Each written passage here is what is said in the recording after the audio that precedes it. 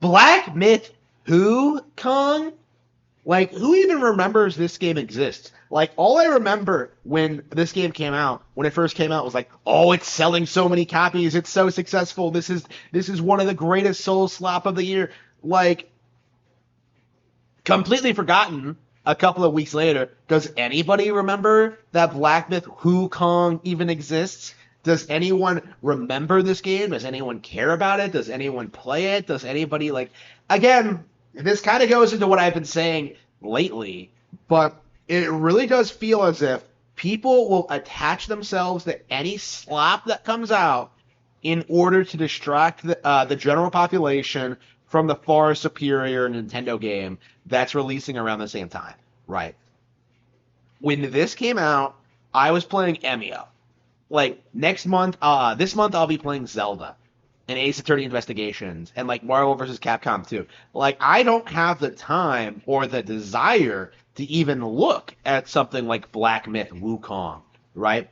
But the narrative has always been that this is one of the best games of the year, and that this is some big middle finger to game journalists, and that this proves that like the Chinese are gonna save us from like the woke hordes. But no, when it gets right down to it, Black Myth Wukong kind of demonstrates a problem I've been noticing in the gaming journalism sphere since like 2014 is that games aren't being judged on their actual merits and how much people actually enjoy them. They are being judged on whether or not they push a political agenda forward. Now, we all know about the woke SJW stuff and how they come out to bat for failures like Concord and Suicide Squad, Kill the Justice League, and everything else that nobody likes. But there's also like the other side, right? People who worship games like Black Myth Wukong and Kingdom Come Forgotten, right? Like, people come out and hype these games up because of allegedly being based for not having diversity, right? So like what the games actually are doesn't really matter that much, right? They don't really people don't actually care about the gameplay or the history or like what you actually do in the games or how it stacks up against other games like it. Like what they care about is owning the SJWs. So like they just get uppity about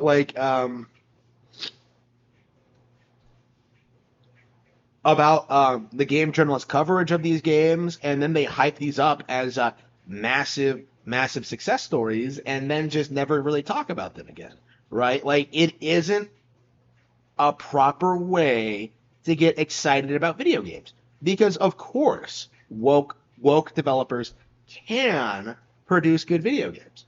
I'm certain that the people behind River City Girls are woke leaning or extremely woke themselves, but they actually produce good video games. And I think that's kind of where we're at when it comes to the woke discourse. Then is that people are denouncing certain games unilaterally, regardless of the actual quality of them, for political reasons, right? Which is in and of itself something that you should not be doing as a purveyor of the hobby, right? You should be caring about the quality of the game itself and not the politics surrounding it. In a lot of ways, you are no different than the woke SJW cucks, right? And that has led to this really weird situation in which a lot of really good games keep getting denounced purely for political reasons, right? Again, like how many times have you seen like a Nintendo game get accused of being woke over the past several years, right? We're going through this process now with Zelda, right, where there are people who are unironically trying to say that Nintendo is going woke because of they produced a Princess Peach and a Zelda game in the same year, right? There are people who are claiming that that Nintendo is going to fail by as they introduce more and more diversity to their teams and their character lineups and their roster, which I think is safe to say is simply not going to happen. Like you have people who anxiously, desperately try and pretend that Nintendo is doing all of these things and is like going to fail, right? But meanwhile, they completely ignore everything that's going on with like every other game. And they hype up, absolute slop like Black Myth Wukong, right? They have no interest in good video games because if they did, they would exclusively be playing on Nintendo consoles. Something like Elden Ring or something like Black Myth Wukong would not be appealing to them because those games are not as good as Nintendo games. Oh, by the way, speaking of Elden Ring, why are the people who are saying that they're gonna boycott Dragon Quest III for having like gender A and B options, like completely willing to overlook that for Elden Ring? Like again, that's a really good example of what I mean when I say this is that like people seem to pick and choose what's woke and what's not. And usually, what seems to happen is that Nintendo is considered woke no matter what, and stuff like Black Myth Wukong is considered based, even though like nobody seems to actually play the game or care about it at all, or actually know anything about the developers, right? Like again, the hype around Black Myth Wukong had absolutely nothing to do with the game itself, right? It was just a soul slap thing that people latched onto in order to avoid talking about how Nintendo Switch was dominating again this year, right?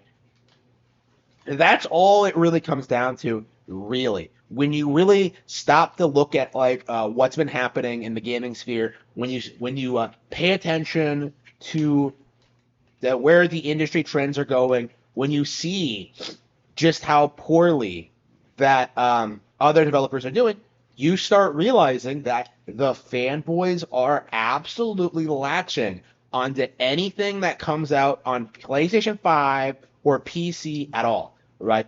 So they worship Black Myth Wukong, they worship Elden Ring, they worship Street Fighter 6, right? Like Pal World, right? Is probably the de facto like defining example of this behavior. Like it doesn't matter like how good the game is or like how much enjoyment they get out of it. Like what really matters is that this is something that they can use weaponized against Nintendo. And that was the behavior we saw during Black Myth Wukong's 2 weeks of relevancy.